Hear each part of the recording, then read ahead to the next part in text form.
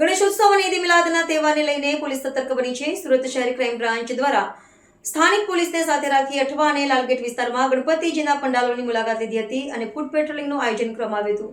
ગણેશોત્સવ એટલે ઈદ મિલાદના તહેવાર દરમિયાન શાંતિ અને સુરક્ષા જાળવવા માટે સુરત પોલીસ સતર્ક બની છે. આ મુદ્દે સુરત સિટી ક્રાઇમ બ્રાન્ચ અને સ્થાનિક પોલીસે સંયુક્ત ટીમો સાથે શહેરના સંવેદનશીલ વિસ્તારોમાં પેટ્રોલિંગ કરી હતી. પોલીસ ટીમે અઠવા અને લાલગેટ વિસ્તારમાં સ્થાપિત થયેલા વિવિધ ગણપતિ પંડાલોની મુલાકાત લીધી હતી. પોલીસ અધિકારીઓએ પંડાલના આયોજકો સાથે સુરક્ષા ગોઠવણી અને જરૂરી માર્ગદર્શન પર ચર્ચા કરી.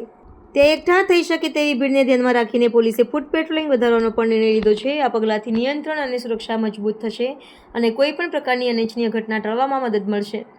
ઉલ્લેખનીય છે કે પોલીસ પ્રશાસનનો ઉદ્દેશ્ય બંને તહેવારો શાંતિપૂર્ણ અને ઉત્સાહપૂર્વક વાતાવરણમાં મનાવવાનો છે.